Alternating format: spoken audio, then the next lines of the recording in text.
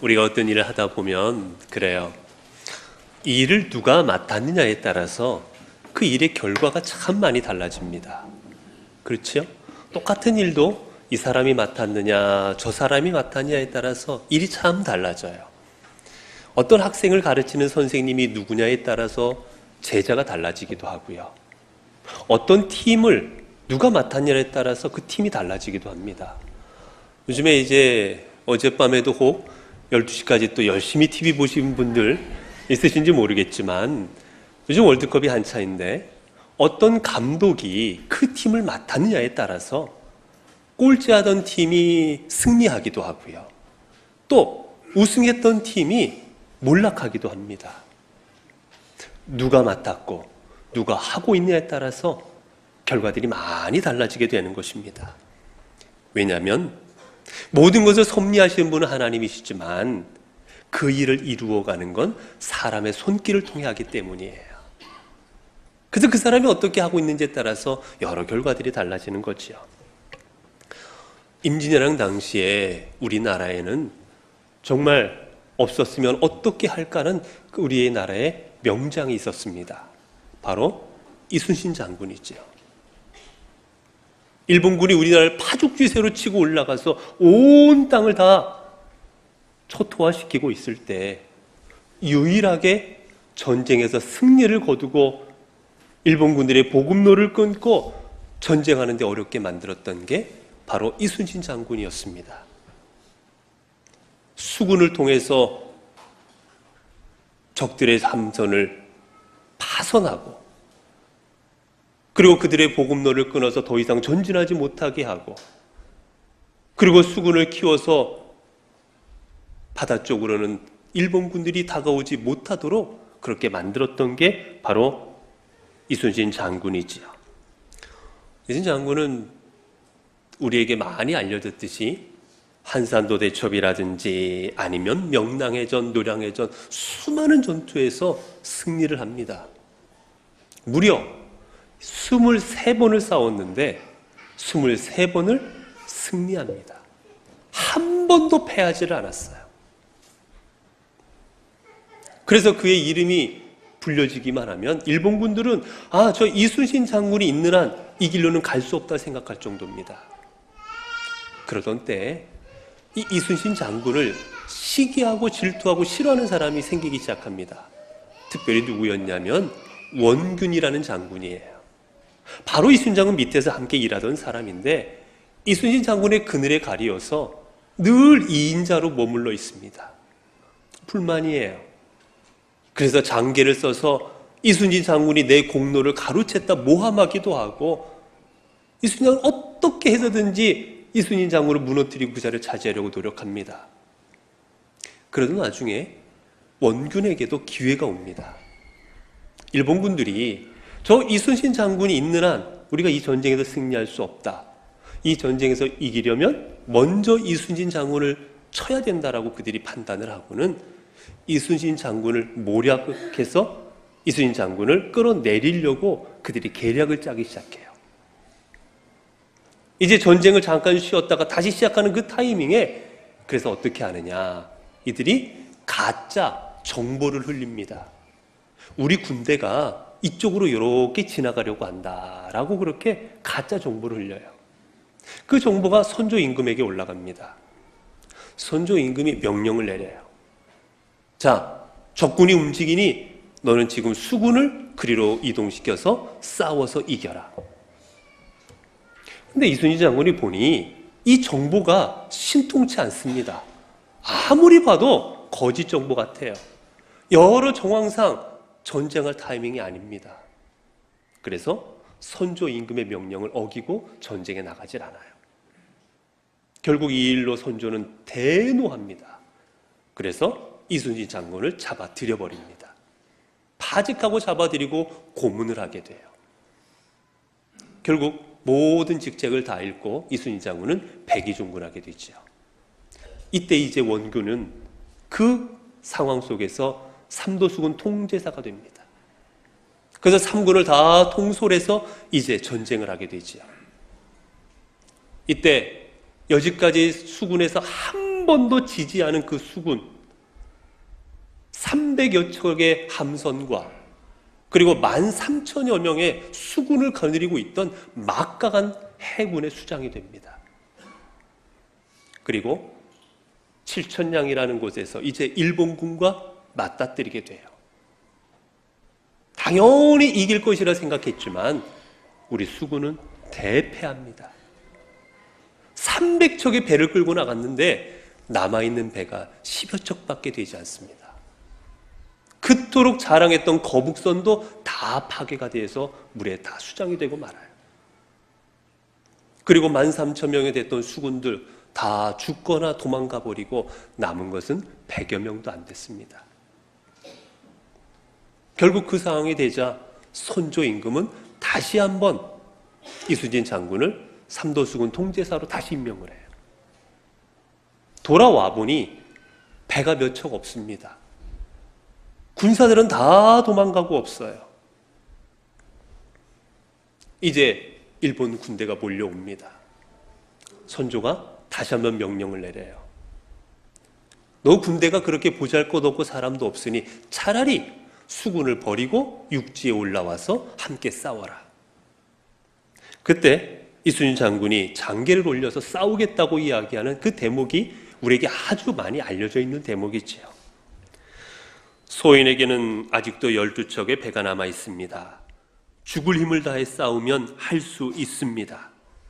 전선이야 비록 적지만 신이 죽지 않았사오니 적이 우리를 업신여기지 못할 것입니다. 그리고 13척의 함선을 끌고 나아가 130명의 군사들을 끌고 나아가 싸웁니다. 적 함선은 133척이에요. 10배가 넘는 함선이었습니다. 이 해전이 바로 명량해전인데 이곳에서 이순신 장군은 대승을 거둡니다. 적선을 33척 이상 다 파괴해버리고 많은 적군을 죽이게 돼요. 그리고 우리나라 함선은 단 한 척도 파괴가 되지 않습니다. 부상자 2명, 전사자 2명이 다였어요. 여러분, 어떠한 수군을 거느리고 어떠한 함선이 있든 어떤 함선이 있거나 수군이 있거나 여러분 그게 중요한 게 아니라 그 함선과 수군을 누가 이끌고 있느냐가 중요한 겁니다. 그 사람에 따라서 실패하기도 하고 성공하기도 하고 승리하기도 하는 거예요. 하나님께서는 성경을 보게 되면 늘 그 시대마다 사람을 선택하여 주의 사명을 이루게 하셨습니다. 간절히 애굽으로부터 해방되기를 원했을 때는 하나님은 모세라는 사람을 통해서 이스라엘을 이끌어내셨고, 그리고 이스라엘 백성을 광야로 인도하신 후에 가나안에 들어가 정복 전쟁을 할 때는 여호수아와 갈렙이라는 사람을 선택하셔서 그 일을 이루게 하십니다. 그리고 하나님께서는 솔로몬을 선택하셔서 성전을 짓게 하여 주시고, 하나님께서는 바울을 선택하셔서 온 세계에 하나님의 복음이 전파된 일을 감당케 하십니다.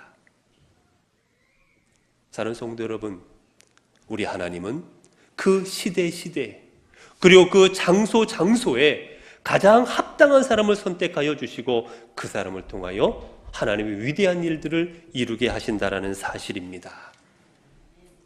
하나님은 오늘 또 이 시대에 일할 사람을 찾고 계시고, 오늘 또 하나님은 그 사람 한 사람 한 사람을 통하여 우리 교회를 이끄시고 이 나라와 민족을 이끄시고 이 세계 하나님의 도구가 되어 주의를 감당케 하실 것입니다. 최독교회의 본문은 7 집사를 선출하는 그 과정을 우리에게 자세히 설명하고 있는 내용입니다. 초대교회 점점 성도의 수가 많아지게 되었고, 성도의 수가 점점 많아지자 교회 안에 점점 해야 될 일들이 많아졌습니다. 여러분 당연하지 않겠어요? 사람이 많아지니 일이 많아지는 겁니다. 일이 많아지다 보니 그 안에 사건이 생기고 말아요.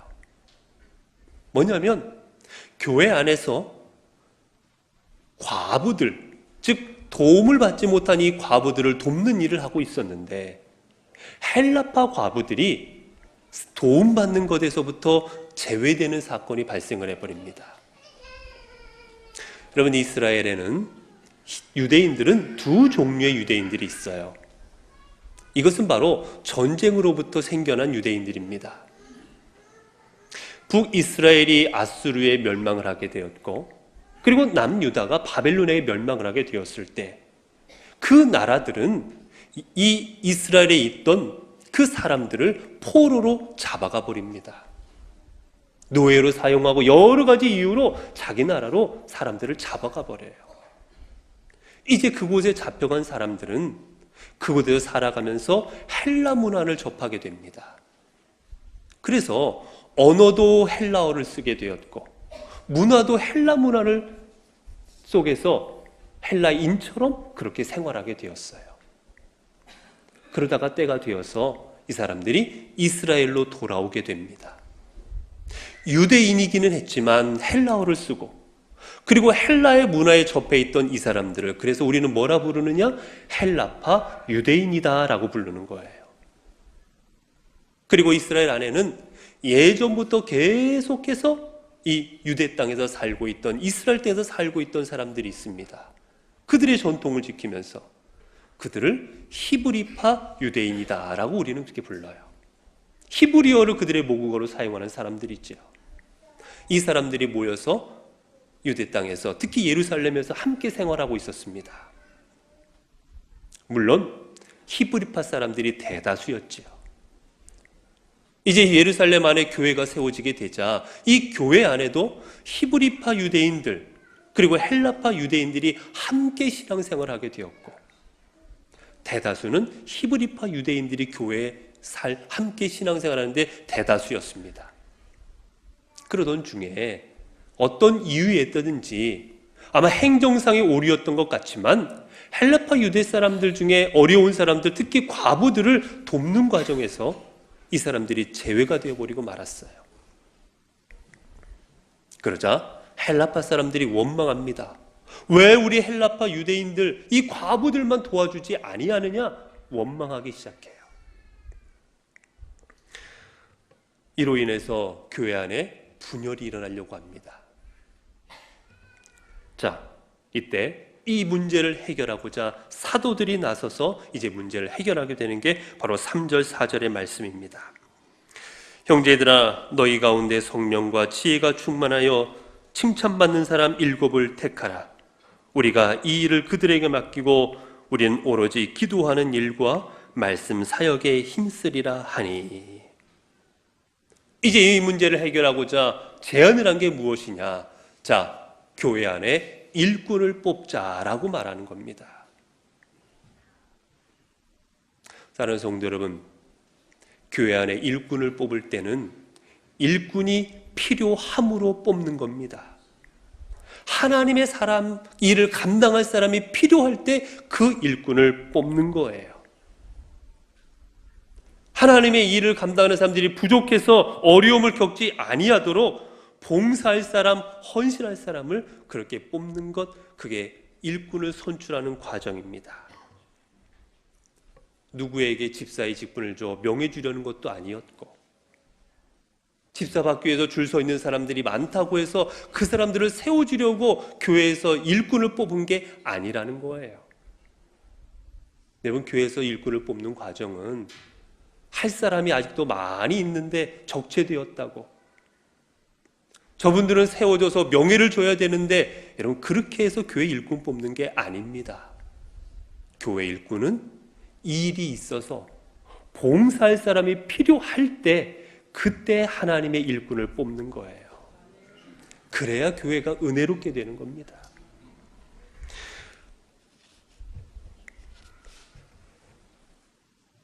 그런데 오늘 일꾼을 뽑는 과정을 보면 놀라운 일이 생기는데, 여러분 오늘 7명의 뽑힌 일꾼들의 이 집사들의 명단을 보게 되면 다 헬라파 사람들이에요.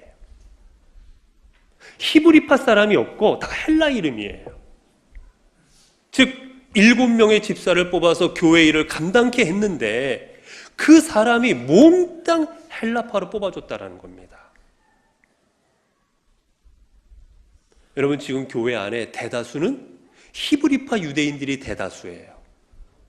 그러면 본인들이 교회 생활하기 쉬우려면, 본인들의 영향력을 발휘하려면 본인들의 히브리파 사람들을 뽑는 게 당연한 일이 아니겠습니까?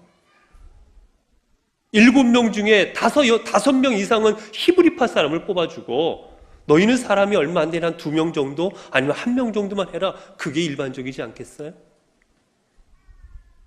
우리나라 국회에서 원구성을 하고 할 때도 다 그런 식으로 합니다. 몇 명이 이 정당에 몇 명이 있고 그에 맞추어서 다 뽑아주는 거예요. 그러나 오늘 이 교회는 그렇지 않았습니다. 헬라파 사람들이 이 일에서 자꾸 소외되니, 그래, 이 일을 헬라파 사람들이 나서서 한번 해봐라. 그리고는 그 사람들에게 다 멸포를 주어가지고 헬라파 유대인들이 집사가 되어 교회 사명을 감당하도록 도와줍니다. 여러분, 이게 바로 참다운 교회의 모습인 거예요.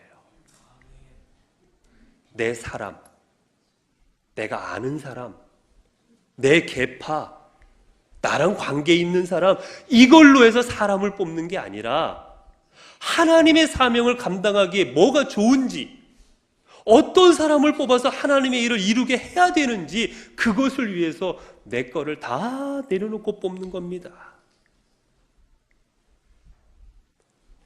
그렇게 될 때 하나님의 놀라운 은혜가 임하게 되었던 것이지요.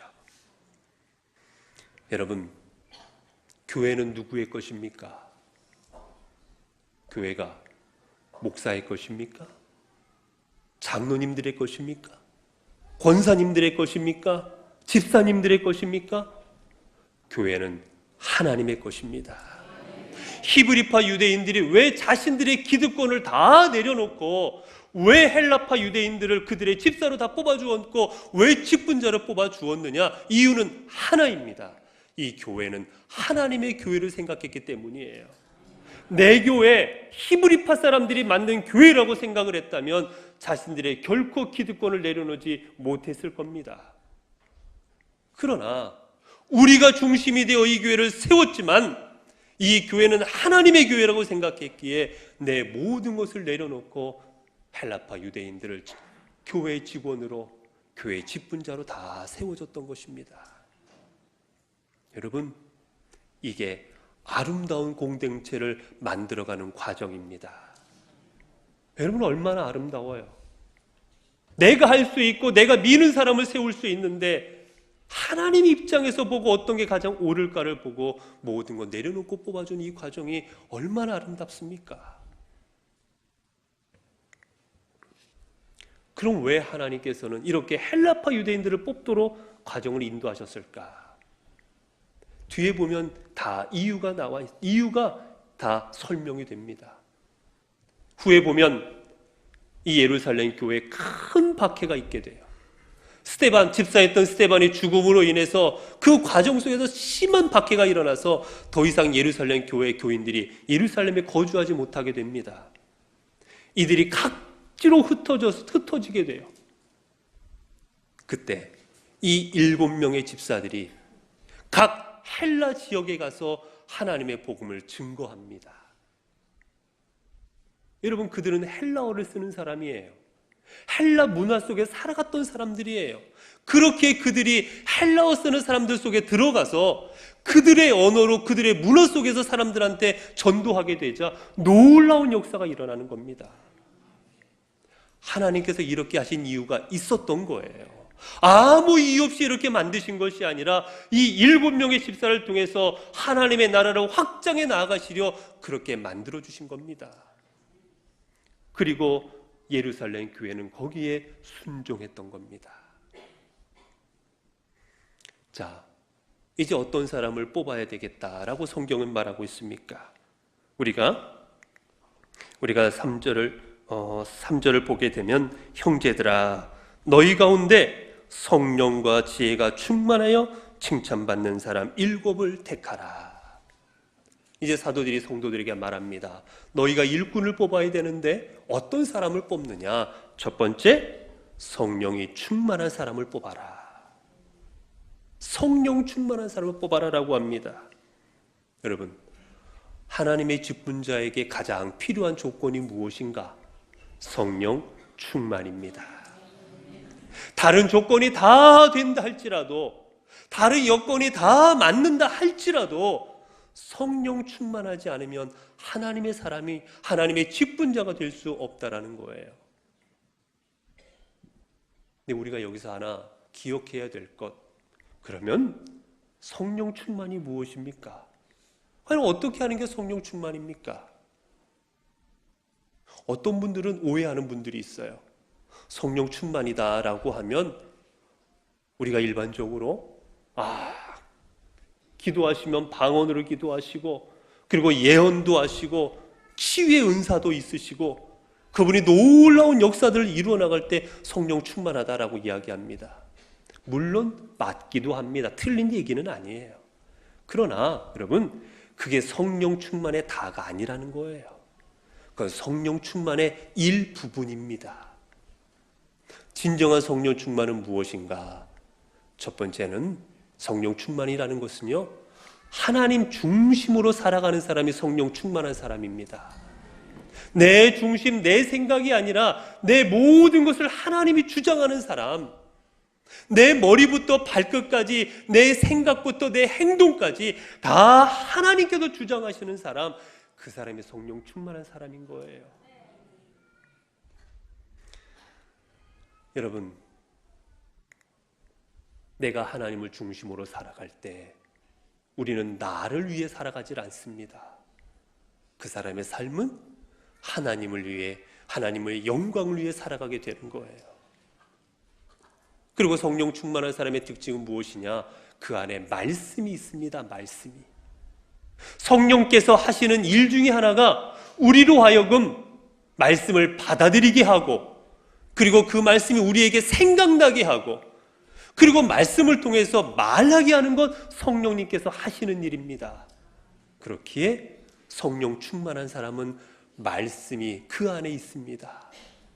늘 말씀을 묵상하고, 늘 무슨 얘기할 때마다 말씀을 중심으로, 말씀을 근거로 하나님께서 이렇게 말씀하셨기에 내가 이렇게 하고, 하나님께서 말씀하셨기에 내가 이 길을 가고, 하나님께서 잠잠케 하라 하셨기에 잠잠하고, 말씀으로 살아가는 사람, 그 사람이 성령 충만한 사람인 거예요.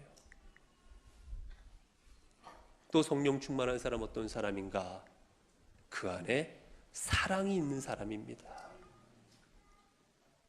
여러분, 교회 안에 사랑이 없다면 아무리 그분이 방언을 해도, 아무리 사람을 고쳐도, 아무리 예언을 해도, 아무리 무엇을 하든지 간에 그분의 삶에 사랑이 느껴지지 않으면 그분은 성령 충만한 분이 아닙니다.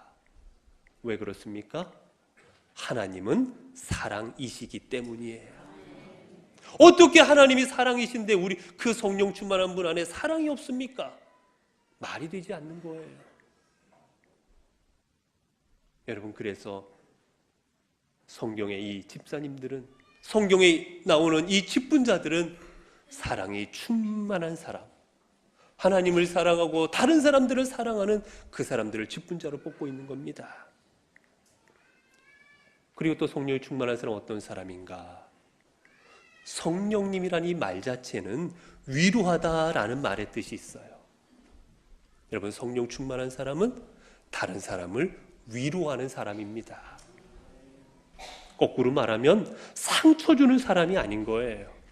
왜냐? 하나님의 직분자는 해야 될 일이 많습니다. 많은 사람을 만나야 돼요. 많은 일을 해야 돼요. 그렇기에 조심해야 됩니다.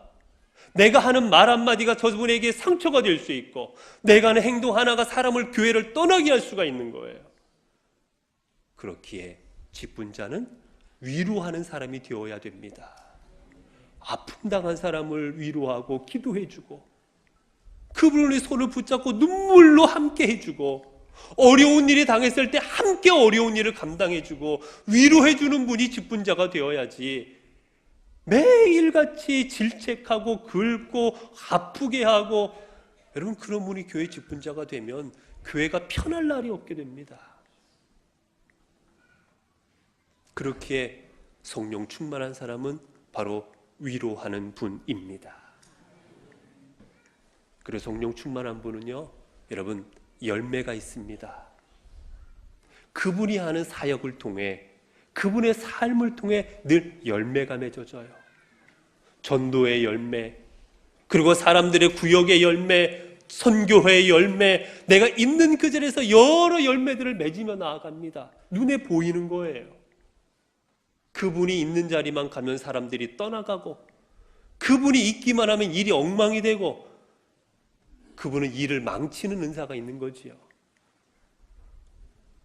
여러분, 하나님의 성령 충만한 사람은 열매를 맺습니다. 두 번째, 오늘 성경에서 어떤 사람을 하나님의 사람이 될 수 있다는가? 두 번째는 지혜가 충만한 사람입니다. 여러분, 지혜라는 말이 뭘까? 세상의 이치를 깨닫고, 그 다음에 세상의 진리를 깨닫고, 그것을 활용할 줄 아는 사람이 지혜로운 사람인 거예요.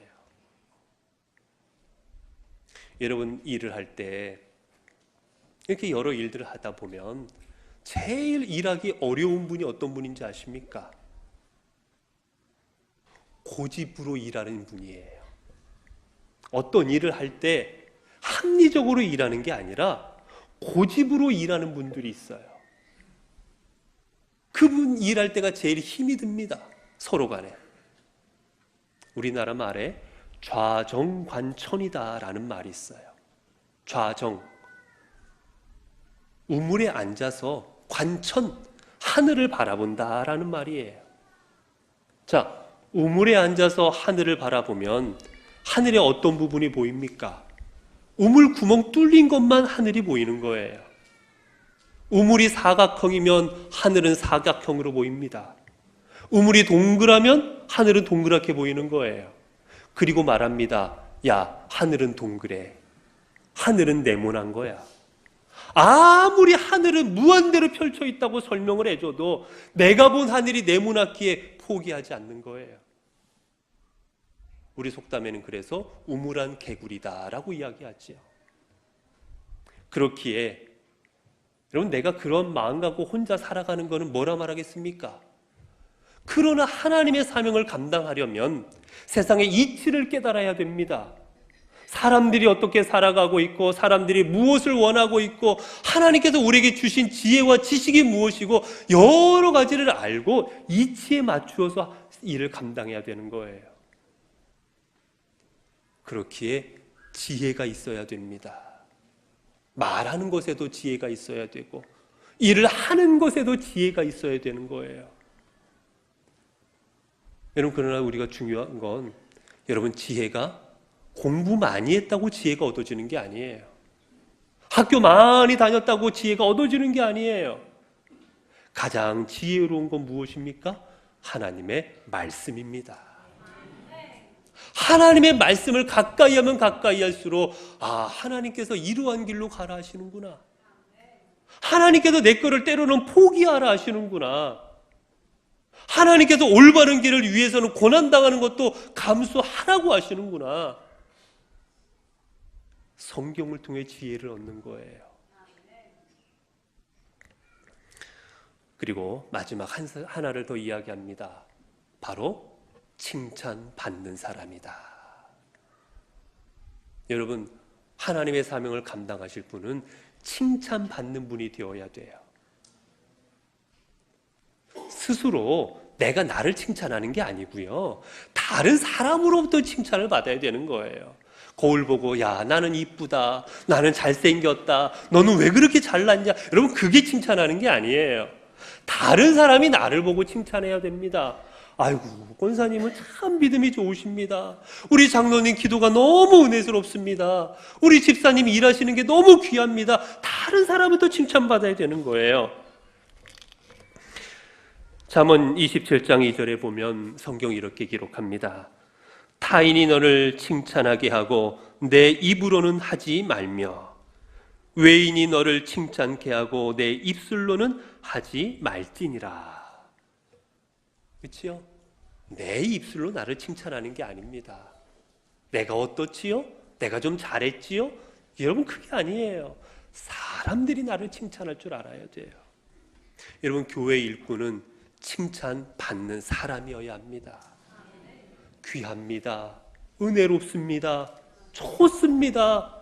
그렇게 칭찬받는 자리에서 칭찬받는 분이 하나님의 사명을 감당해야지, 사람들로부터 손가락질 당하고 비난받는 분이 하나님의 일을 감당을 어떻게 감당하겠습니까?